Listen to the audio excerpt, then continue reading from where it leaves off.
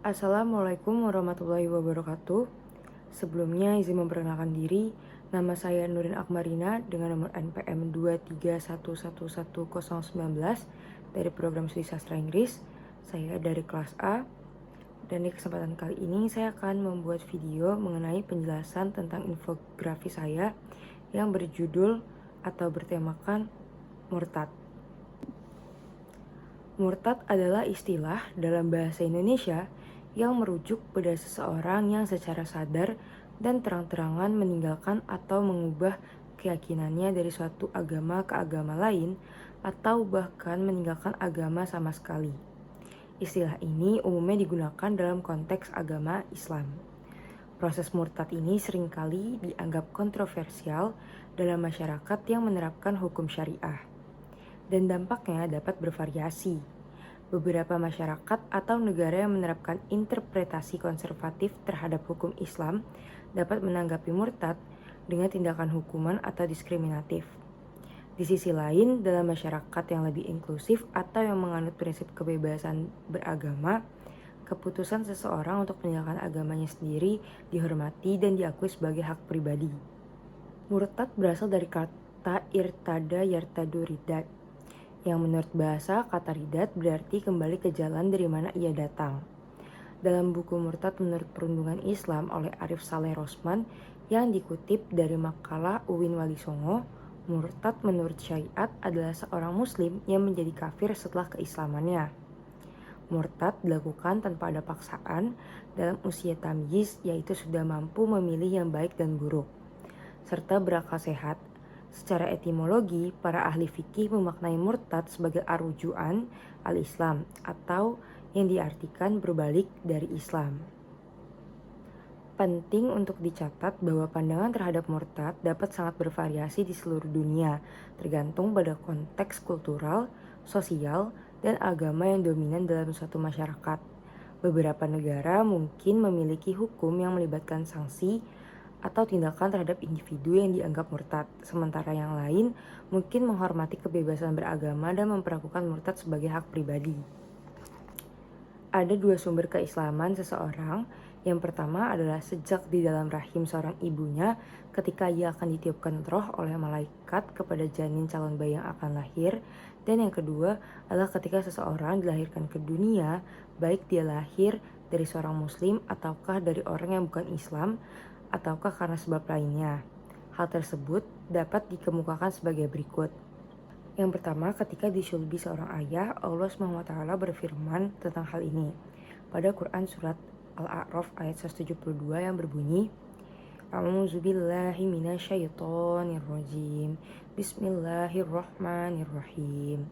Wa iz akhadha rabbuka min bani adama min zuhurihim zurriyyatahum wa ashhadahum ala anfusihim alastu birrabbikum qalu bala syahidna ang taqulu yaumal qiyamati inna kunna an hadza ghafilin, yang artinya, dan ingatlah ketika Tuhanmu mengeluarkan keturunan anak-anak Adam dari sulbi mereka dan Allah mengambil kesaksian terhadap jiwa mereka seraya berfirman, bukankah aku ini Tuhanmu? Mereka menjawab, betul, engkau Tuhan kami.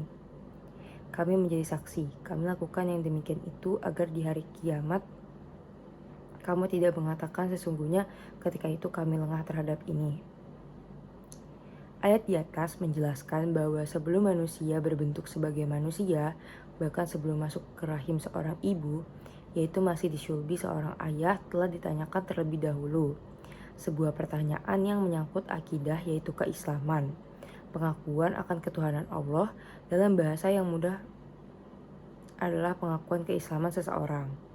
Itulah jalan keislaman pertama yang setiap orang pasti mengalaminya. Oleh karena itu, menurut ayat ini setiap orang telah bersyahadat dan telah mengakui Islam sebagai akidahnya.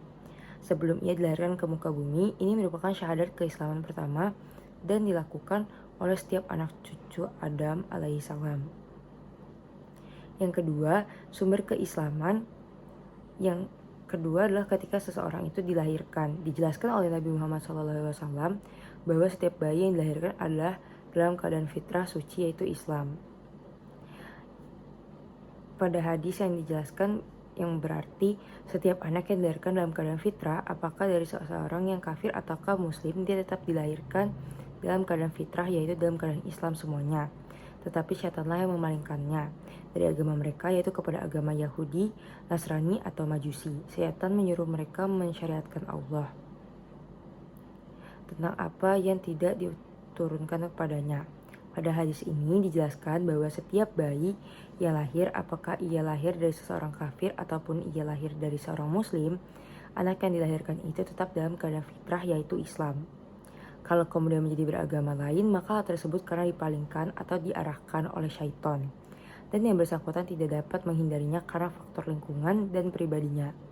Dan dalam hadis lain juga disebutkan dari Abu Hurairah dari Nabi SAW, ia berkata, setiap anak yang baru dilahirkan dalam keadaan fitrah, maka bapaknya yang menyahudikannya atau menasranikannya, atau menjadikan dia musyrik, atau menjadikannya dia kafir. Murtad dari segi istilah berarti meninggalkan atau keluar dari agama Islam dan memeluk agama lain. Murtad biasanya melalui perkataan atau melalui perbuatan atau itikat, kepercayaan dan keyakinan hati.